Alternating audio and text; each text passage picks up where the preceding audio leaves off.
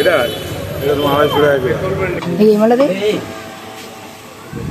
এটা কত বলছে? এটা পালিশ হয়ে যাবে। রং মালা ছিল দেখো ভিতরে। দেখি সব এক আছে, তোমার যেটা তুমি বললে একই দেবা।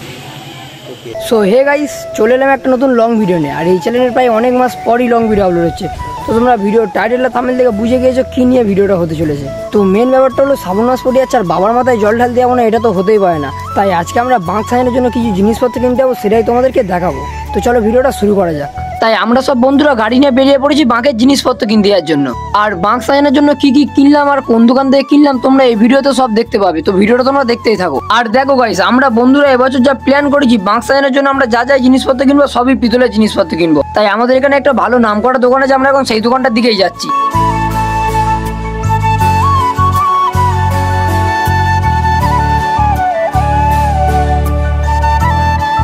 A few moments later.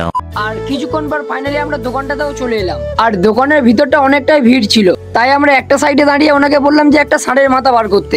এই দেখো, এই ষাঁড়ের মাথাটার দাম বলছিল ওরা 6000 টাকা জোড়া। আর আমাদের মনে হয়েছিল যে দামটা ওরা একটু বেশি বলছিল, তাই ওই দোকান থেকে আমরা বেরিয়ে এসেছিলাম। তাই তোমাদেরকে দোকানের নামটাও আর বললাম না।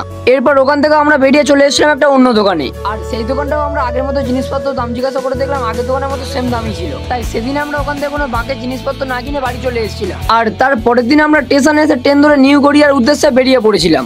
আর গাইস, আমরা যেখানে যাচ্ছি সেখানে বাঁকের জিনিসপত্রের দামটা অনেকটাই কম। তাই তোমাদেরকে বলছি ভিডিওটা তোমরা স্কিপ না করে পুরোটাই দেখতে থাকো, না হলে তোমরা লোকেশনটা মিস করে যাবে। আর তোমরা যারা যারা আমাদের মধ্যে এরকম বাঁক বানাও তারা নিজেদের নামগুলো কমেন্টে লিখে যাও। তো গাইস, আমরা নিউ গড়িয়াতে লেবে গিয়েছি আর এখন আছি মেট্রো স্টেশনে।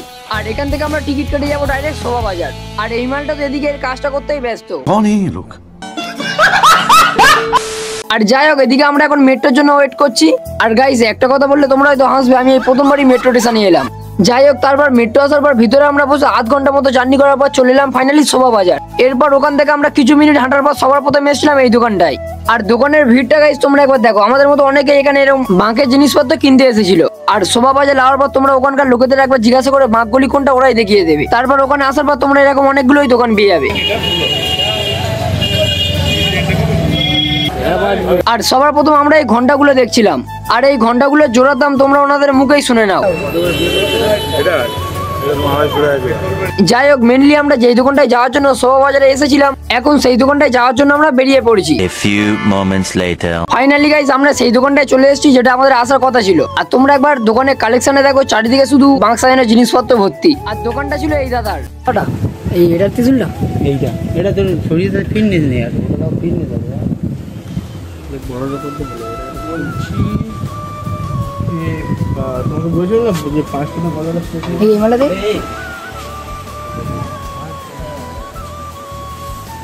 এটা কত বলছে? আর ওই ত্রিশুলটার দাম ছিল গাইস 6000। সবার প্রথম আমরা এই গদাটা দেখেছিলাম, কিন্তু এই গদাটার সাইজ একটু ছোট ছিল।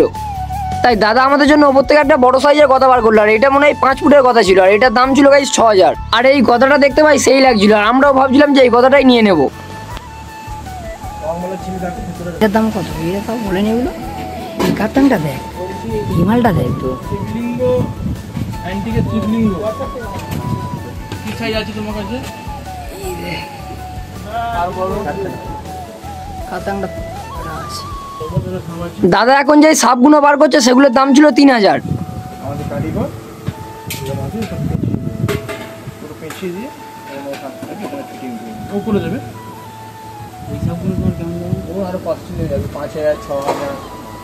এটা ভালো লাগবে, খারাপ তোমার লাগবে এটা এইরকম হবে না, না কাটা হবে না, না কাটা লাগবে। এইটা একটা। আর এই সবগুলোর দাম ছিল 5000।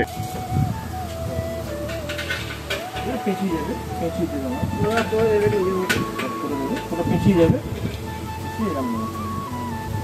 কালার হয়ে গেল, দেখতে ভালো লাগবে।